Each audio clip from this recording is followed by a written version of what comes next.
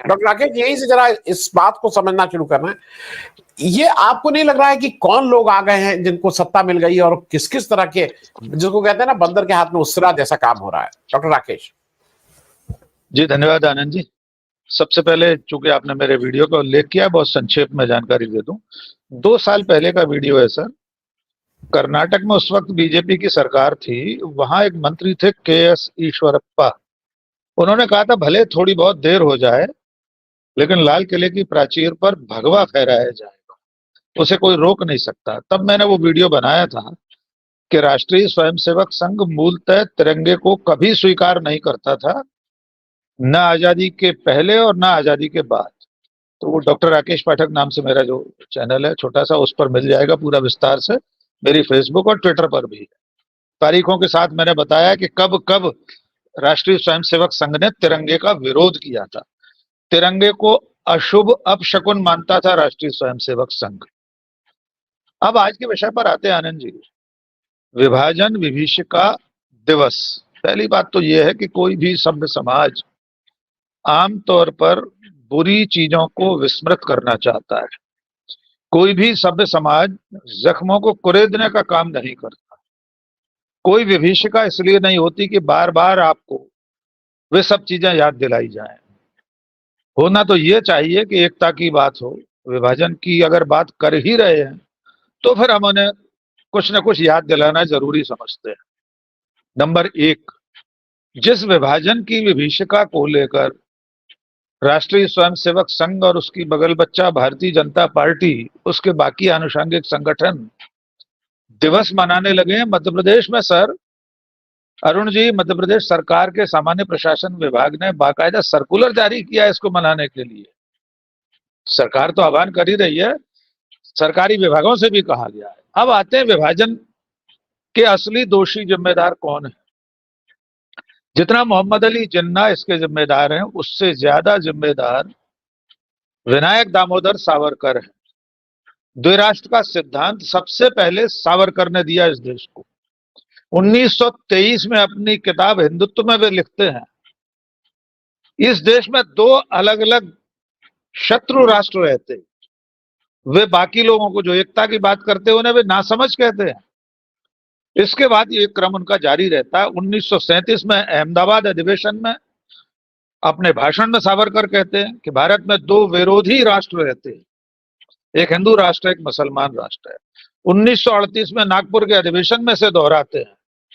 15 अगस्त 1943 को नागपुर में ही कहते हैं वे कि मेरी जिन्ना साहब से इस विषय में कोई मत भिन्नता नहीं है, मेरा कोई विरोध नहीं है कि हिंदू और मुसलमान 2 अलग अलग राष्ट्र। 9 अक्टूबर 1939 को लॉर्ड लिनलिथगो के साथ उनकी मुलाकात होती है। फिर उसके बाद लॉर्ड लिनलिथगो जो रिपोर्ट भेजते हैं ब्रिटिश सरकार को लंदन, उसमें लिखते हैं कि मेरी सावरकर के से मुलाकात हुई और सावरकर का मत ये है, सावरकर का मंतव्य ये है कि अब हिंदुइज्म और ब्रिटिश सरकार को मिलकर काम करना चाहिए। अब मित्रता की जरूरत है, हम अलग अलग नहीं है, हम एक हैं। ये वो पृष्ठभूमि है जो द्विराष्ट्र के सिद्धांत में सावरकर यानी कट्टर हिंदुत्व की धारा की जो भूमिका है उसे मैंने रेखांकित किया। सावरकर को याद करते हुए मेरी मंशा ये बिल्कुल नहीं है कि मोहम्मद अली जिन्ना को खारिज कर दिया जाए या उन्हें इस आरोप से मुक्त कर दिया जाए कि वे विभाजन के उत्तरदायी नहीं है। लेकिन उस वक्त जब भारतीय राष्ट्रीय कांग्रेस, महात्मा गांधी, नेहरू, पटेल, मौलाना आजाद वगैरह वगैरह देश की आजादी की लड़ाई लड़ रहे थे, तब सावरकर और जिन्ना इस देश को बांटने की तैयारी कर रहे थे, 2 टुकड़ों में बांटने की तैयारी कर रहे थे। 1942 के भारत छोड़ो आंदोलन को कैसे कुचला जाए, इसके लिए बंगाल के ब्रिटिश गवर्नर को प्रोफेसर श्यामा प्रसाद मुखर्जी चिट्ठी लिखकर बता रहे थे, तौर तरीके समझा रहे थे कि इस आंदोलन का दमन कैसे करना चाहिए। और श्यामा प्रसाद मुखर्जी फजलुल हक की बंगाल सरकार में मंत्री थे, मुस्लिम लीग की सरकार थी, वो गठबंधन में शामिल थे।